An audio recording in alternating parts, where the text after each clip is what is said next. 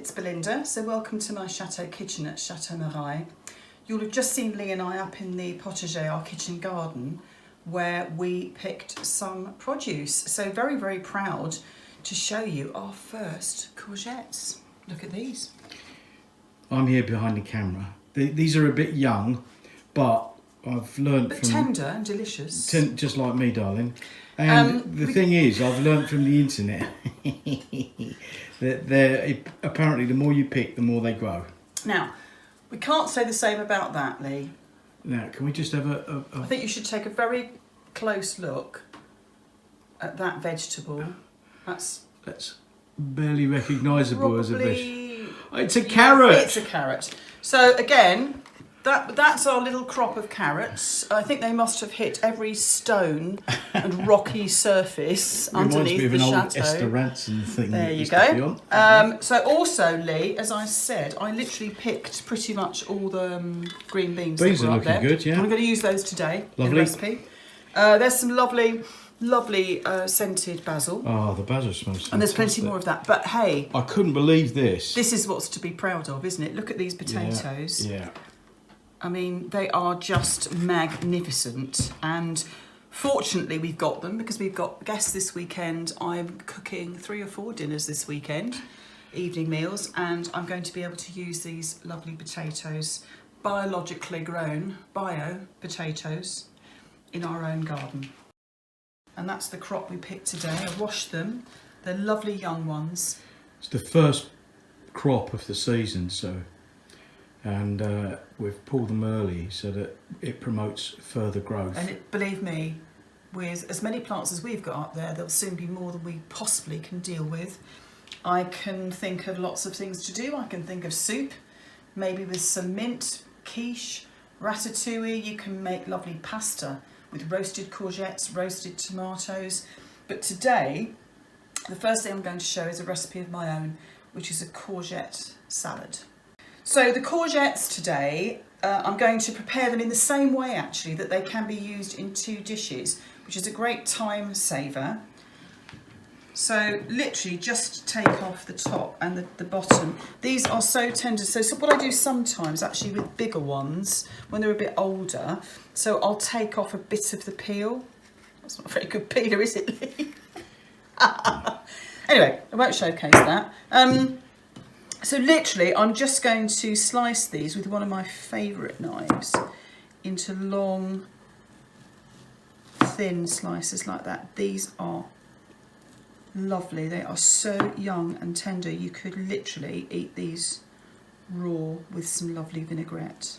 You might hear something bubbling away in the background, so I've put on the green beans just to blanch for 3 or 4 minutes because I'm going to use them in this courgette salad recipe. So as I disabledly tried to demonstrate a peeler to you early on, Lee just went to get me another one, which isn't looking very elegant, but it's very useful. So if these were a bit older, well, if they're a bit older, what I tend to do is just take a bit of the skin off, because it can be a little bit tough. Can you see? Not all of it, but just sort of every other. So when I first started out making this recipe, I did what I'd always done really with sliced vegetables that I was going to griddle, which I'm going to do with these. And I literally used to take a brush and literally brush every single, looking for my brush, there it is, every single one of them with olive oil. And now I've learnt that that is a complete waste of time. And what I'm going to do is just drizzle some olive oil over these and then just give them a good old mix up. I think a couple of tablespoons is going to be enough. I'm going to pop these in this bowl, literally with the olive oil on them. Just going to give them a good smudge around. Smudge around? Smudge, yeah. Oops, that's clean. Smudge with my fingers. Smudge, or is it smudge? And honestly, believe me, I would have, at one point, I literally would have brushed every single one of these individually with olive oil and taken about half an hour doing it. So I've now learnt that is entirely unnecessary. Mind you, I will have to go and rinse my hands off now, but that's no problem at all. That's a really hot griddle pan. Well, it's as hot as it's going to get in the next couple of minutes. There we go. So I'm going to pop these on.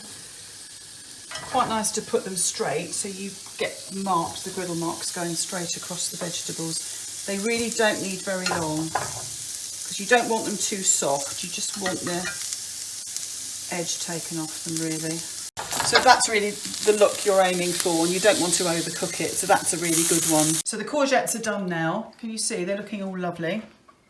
Nice and delicate, not too overdone because you don't want them mushy, because basically the dressing I'm going to make to put on them has got lemon juice in it, and that will soften them slightly further. So literally just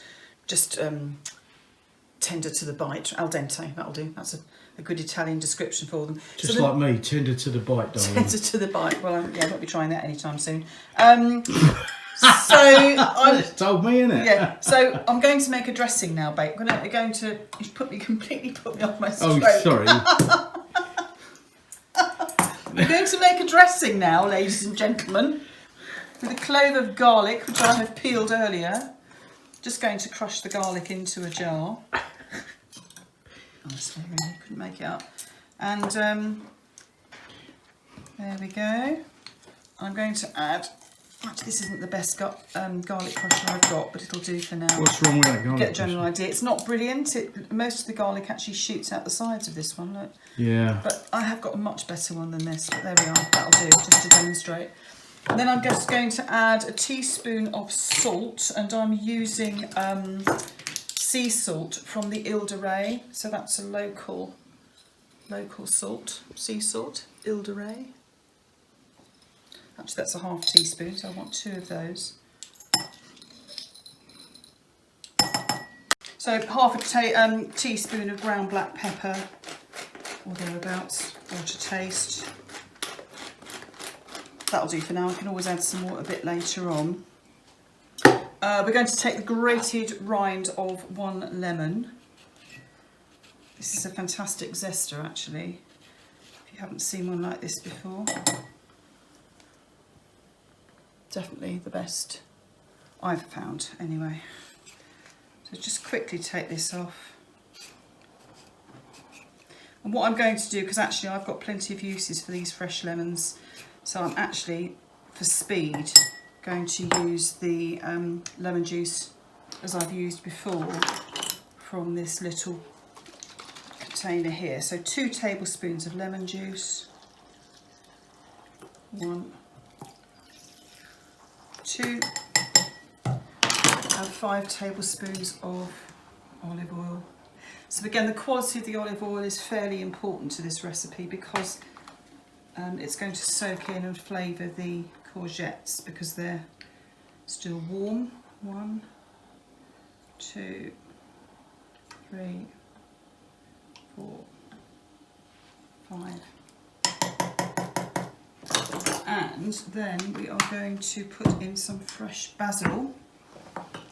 Could use my herb scissors, but actually what I'm going to do is make what is known as a chiffonade of What was that? basil. It's called a chiffonade.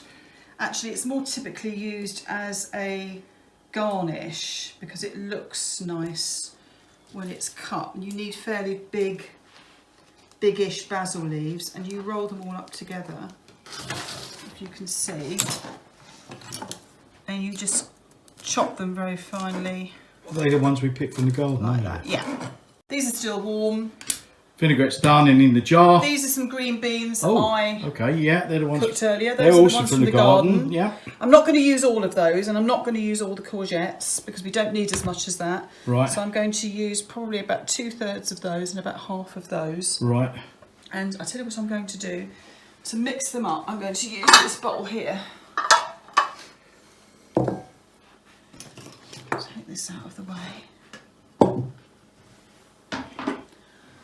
And put some of these in here. Some of the green beans.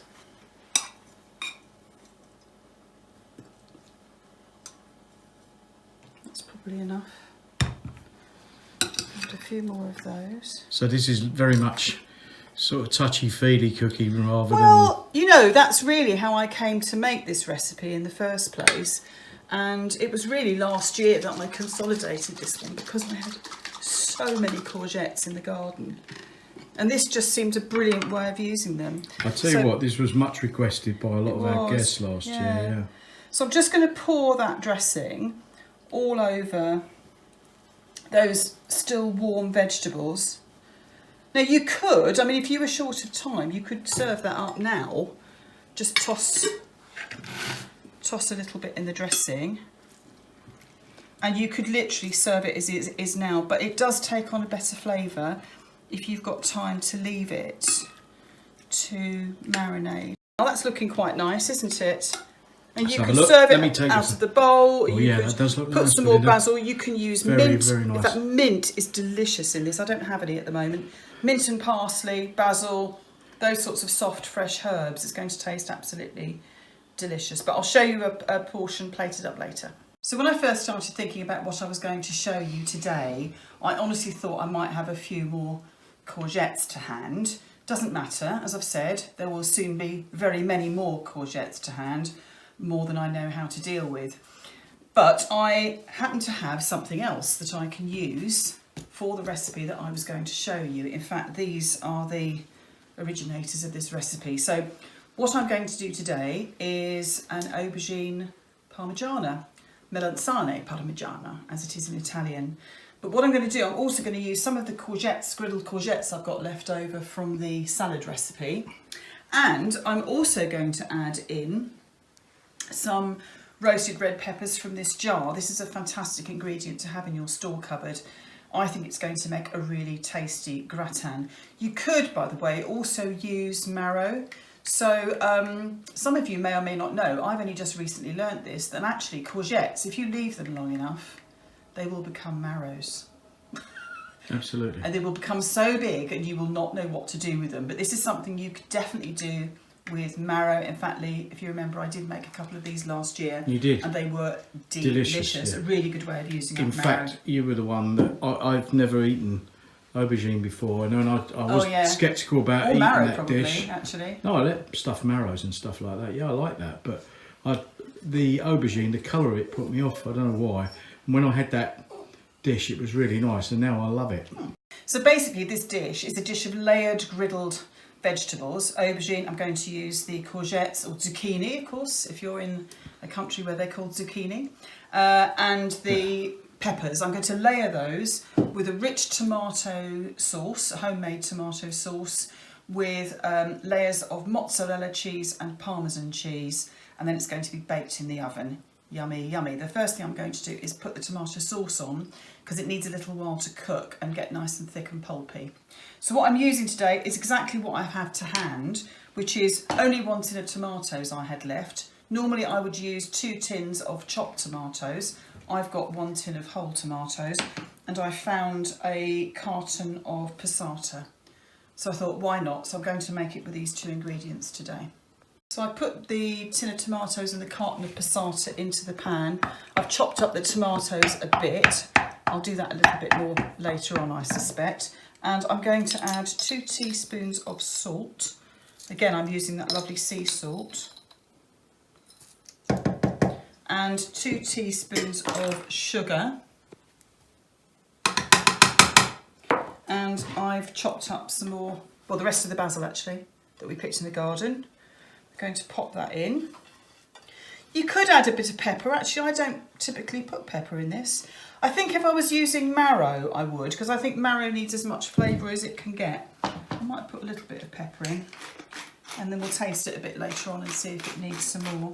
So basically, you're just going to put that on a heat, bring it to the boil, and then just turn it down to a simmer and let it bubble away until it's really nice and thick and pulpy, and you can tell it's reduced, so you've got a really nice concentrated flavour. So that's the tomato sauce. That's nice and reduced now. That's been on a gentle bubble for about 30 to 40 minutes, and it will have a lovely concentrated flavour. So I'm going to use that a bit later on to layer the vegetables when they're griddled.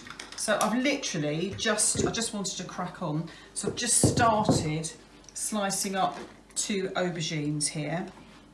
Similarly, very similarly, my same favourite knife, which I love for this sort of slicing work, and just slicing quite fine tranches, that's a French word by the way, tranches of aubergine, which I'm going to treat in exactly the same way as the courgettes. I'm going to drizzle some olive oil on, just make sure every slice is covered, and then griddle them in my griddle pan, and I'll see you a bit later. So that's the aubergines all fried off now. So again, eggplant to some people, but I call them aubergines, and in French they're called aubergines as well.